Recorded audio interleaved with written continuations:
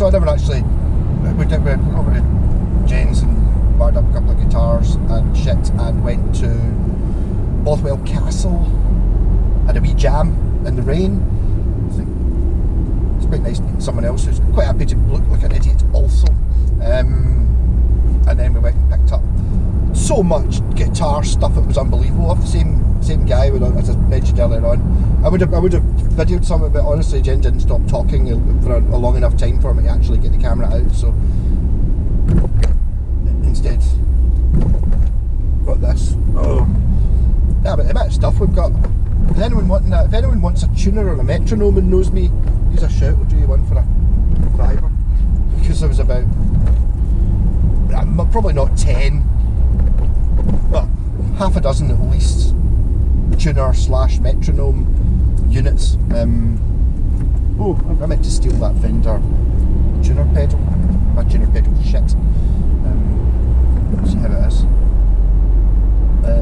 I managed to acquire out of the box without even making a dent. A couple of sets of bass strings. Yes, so I will have bass strings for Black Sabbath, Rotos, and after I get a power supply, so my pedal board will have a power supply, which will clear up my the Harley Benton power supply that I'm using just now, which will be getting made into my Black Sabbath pedal board, which I've been meaning to do for ages. I've got like a Crybaby, and I've got an MXR bass distortion pedal, kind of like a rat pedal for bass, and a tuner, and I've got my wee loop pedal which will have, you know, the siren for Warpigs and the rain for Black Sabbath in it. So when we're in the studio, I'll be able to just run it through the bass amp, but if we're coming to we're doing a gig, I can just run that pedal, get it into a DI box. So the guy's got, there you go, and that means that I can control the coughing at the start of Sweet Leaf and all that stuff myself without having to. Before we were doing it, it was like this old MP3 player rack mount thing that had to be on its own, and Craig had to go up and get his glasses on and poke away at it, whereas if I've just set up the loops on that loop pedal, I'll just record Super Czar for the intro, what else? Paranoid, not Paranoid, the sirens for Warpigs, the mad synth bit at the start of After Forever, the rain in the song Black Sabbath, and anything else I can think of. I think I've got 9 loops. They're up to 10 minutes each or something like that, but it would be handy just having them at a foot control, and it's quite easy to see what's going on, so I'll know whether it's on or not. You know, just use it literally just for that. All I need now is a pedal board, but I don't want to buy a pedal board, obviously, because that's not the sort of thing I would do, so I'm going to try and build it out of something. I need a box that takes a Crybaby. Ideally I want a DeWalt drill box, something like that. I'll put rubber feet on it and stuff, and then I quite like the idea of it being, you know, something multi-purpose. I know I can just buy a pedal board, but that's easy. I don't want no pedal board made out of some just buying a pedal board for 30 quid or 20 quid. It's not that. I want to spend a whole day making something bizarre. At least that's my plan. Probably have a true bypass switch in it as well for the. Oh, I could maybe check it over a pedal switcher. There's an idea. Probably just do that. You know, the master blah blah blah blah, whatever it is. I don't really need that for the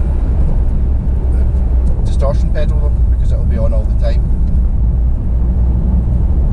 So a distortion pedal, or a fuzzy distortion pedal, and a wah-wah and a tuner, and then the loop pedal on a board. That's got to be able to fit into like some sort of box that takes a drill or something like that. I feel it'd be nicer. So I keep slagging off Craig for being a bit too. He uses a Digitech drop pedal, so he's got all his expensive stuff, all analog, all premium, and then it all runs through a Digitech pitch. But I'm the same. I'm running the purely analog signal path into that wee Boss Bass Affectionate. Although I have to say that I've not really got any issues with it not working. The wee Boss thing, it does exactly what I want.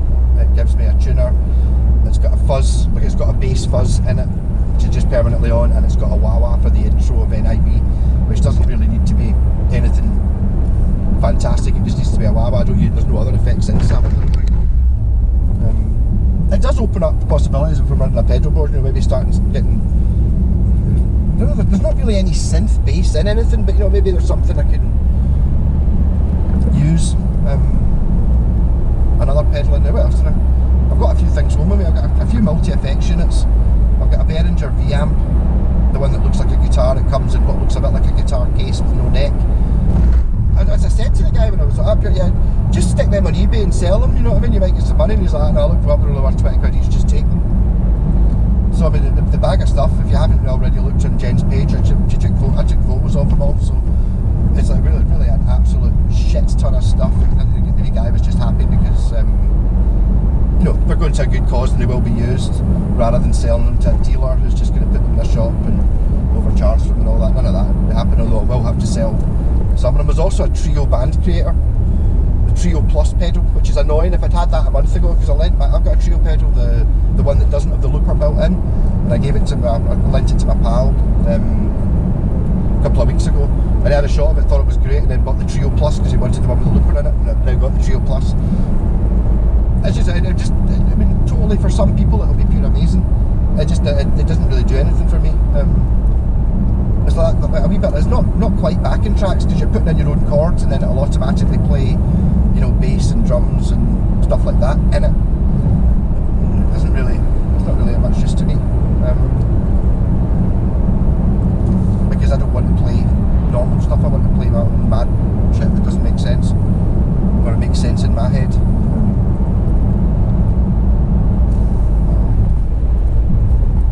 Watching an interview with Alan Holdsworth earlier on, I kind of feel sorry for him a bit. He's a bit mad, but it's like he was forced to, obviously, I don't know, this must be early 2000s. I think he died in about 2005 or something like that. But he's like, yeah, I didn't want to do a lesson video, so this isn't really a lesson. There is no right, there is no wrong. This is how so I'm really just going to show you what I do. And then I saw a question and answer thing and another thing. Folk were asking him questions about different modes and what key it's in and stuff like that, and he was just like, no, he's obviously a little bit on the spectrum, well, a lot bit on the spectrum. He seems like a lovely guy. He's funny as fuck. How are you these days? He's like, basically he's so old that he looks at it as every day when he wakes up it's a good day. It's like, yeah, funny guy. I've heard that before from Steve Vai. He hung about after one of his gigs or something like that, when he was like 15 or something, and I was like, what the hell are you doing in the alleyway outside here? Like, I made him go into the gig and chatting to him because he was just like that. And I think actually Steve Vai was saying because of that experience with Holdsworth, that's what he tries to be like. Fans are there, they're your fans, you owe them a little bit. Same, I think remember Dio talking about that when he was in Rainbow. He's like, after the gig, there's kids that they've missed their last train home and they're sitting outside. I think he was talking about Glasgow actually. It's midnight and they're all standing waiting outside for him to come out, and he will hang about until he's met everyone and signed everything, even if he's there till 2 in the morning, because that's why he's there. He's there because people buy the records and want to go and see him, which I kind of get. It's a lovely way to look at it, whereas obviously Blackmore fucked off immediately. I think there's I get it. What else did I get? Lakato wireless systems, so expect a review of both the cheapest wireless system you can get, the one that I was going to buy. It's only $12 on Amazon or eBay. I was looking at that. There's a crappy looking one. There's one of them, and there's also the one that's more expensive that's about 25 quid. See, there's Lakato, haven't got back to me. He actually messaged me last week and said something about getting wanting me to test something, like the page turner.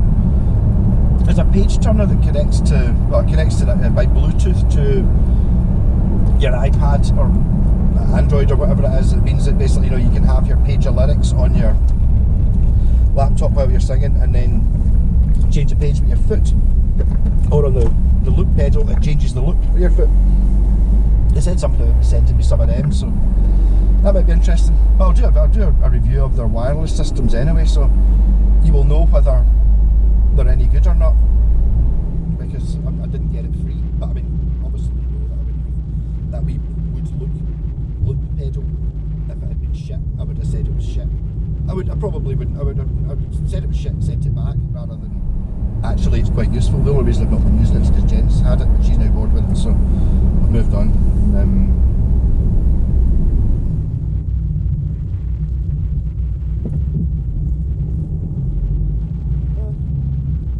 A grand day out. It would have been nicer if the weather had been a bit nicer. I remember. And I've got the wee red bass back. I missed the wee red bass. It just goes to show how often, it's like you're missing something. It's like sitting there, I fancy a wee bit of playing, playing the disco bass and stuff like that. I'll just pick up the wee red basses. I don't have it. It's like, I've actually got another wee red bass. This is it's only a Gear for Music one, but I was playing it outdoors and at that castle. But really, I don't know. I'm less impressed with the wee bass amp. Not the Cube. It's amazing. The Blackstar one. I think I wasn't using the extension speaker. I think the wee Blackstar bass amp needs the extension speaker. I mean, it's totally fine for playing in the house. So it's totally fine. It's just you're trying to play along with somebody else, especially somebody else who just doesn't really plays louder and quieter depending on how much fun she's having. So it's like I need to be able to have control over it. When there is an element of when you're doing a sound check, you'll put the volume in the guitar at 6, so that when you actually get more, and it's like just don't do that. Give them the full thing. I'm not really into trying to manipulate stuff. So there's going to be 2 J-Paxes this weekend. This week, I'm back over on Wednesday. I've got the wee Red Bass Mark II, which is basically if you fancy a bass of any sort, you should just buy it. It's fucking amazing. It is a Gear for Music. I'll give it that. I've not set it up yet, but it's already pretty good. I think it's one of those things like, see, the way a Telecaster is nearly always good. Even cheap shite ones are normally alright. There's something inherent in the design, and I think the 30-inch P-Bass, there's an element of that. It's like, it's not that easy to make a mess of it. It's just as simple as you can get. It's not quite the wee red bass because it's got a scratch plate. It's been painted over anyway, and it looks amazing. It looks better than the wee red bass, but that's a good wee bass. What else is in that box? I might just do what's in the box. There's a big 4 effects unit, and it's a Gear for Music 4 effects unit. You just wonder how good it is. It's like it's in a big box and all that, and you look at it and it just looks pure cheap.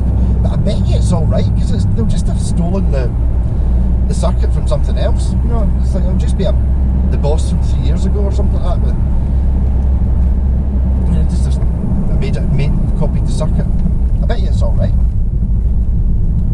It's just one of those things that, with the effects thing, it depends what it is you're trying to do. I just don't really use effects, even when I'm messing about a wee bit. I think it's maybe just one of those things which I kind of did with I bought a flanger for a tenner, because I thought, I want to know not a flanger, a phaser. And I kept hearing about them, and I know there's a recognised Judas Priest. It was the first pedal I bought, just thinking, I'll give it a go. And that gave me an effect with 2 knobs on it to vary about with, as opposed to having patches and 100 effects. I think I get put off with all these. When I started playing guitar and trying out for bands and stuff like that, everyone had one of these Korg things, and everyone just seemed to have everything on full button all the time. So it's like, they're strumming a G chord and it's going and it's pitch shifted and stuff, and you can't actually hear what you're playing on the guitar. It's like, to use it, actually, a bass player in Crankenhouse did it when he was showing me how to play the guitar for songs. If you're in a band, don't ever show anyone else how to play their part. You can suggest things, but don't just show them. Oh, it's just this. Just play this. That's why one of the reasons we didn't get on with Cranking House, because that's exactly what I don't want. Which I think is not exactly what he wanted. So I was writing songs that there was so much room to do anything on the bass. Just do whatever you want. He didn't want that. He wanted, no, I just want A 2 3 4, A 2 3 4, G 2 3 4, that kind of thing. Which is that's what he was telling me to play the guitar. And it's like, if you ever heard me play the guitar, I don't play like that. I ain't Oasis. I'm going to try and put something interesting in, which is very difficult doing his songs. They didn't make any sense to me. It's like, yes, I can play it. Yeah, I can play 4 bars of that, and then 2 bars of that, and then 4 bars of that. No problem. I don't understand why. Why would you want to? But no, just sit at the back. It's like, what?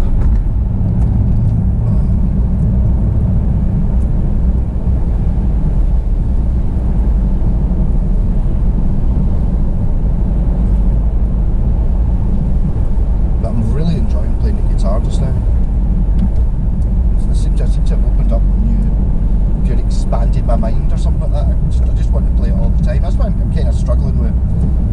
I'm not struggling doing the videos, but the live stream Sunday night, it was like kind of. I was just playing the guitar all day. It's like I seem to be able to, which I used to do, but I mean I haven't done for ages. Just like literally just play the guitar for 2 hours and play nothing, just learning shit, just working stuff out. And, try and it's kind of like a wee journey, see what I end up playing.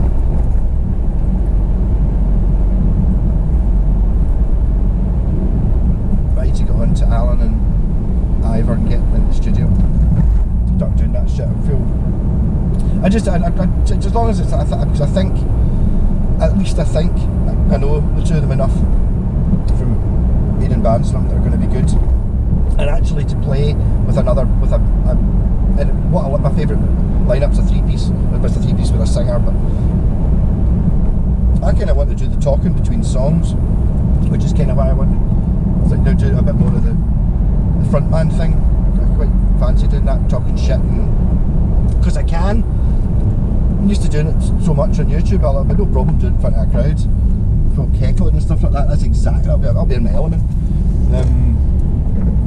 I can't really. I wanted to do it in the Sabbath band when Brian was there, because he was just like much more of a sort of, yeah, that was great, cheers, this is the next song. Whereas I much prefer the freaking slagging each other off and talking shit and telling jokes between shit. That's more my thing. That should be fun. Love to get Andy, the old new singer, or the new old singer back in. He's good. He's a really good singer. He's also, he bastard practiced last week. Turned up and he's like, freaking twice as good as he was the week before. Right. Practicing, trying to make us look bad. You bastard.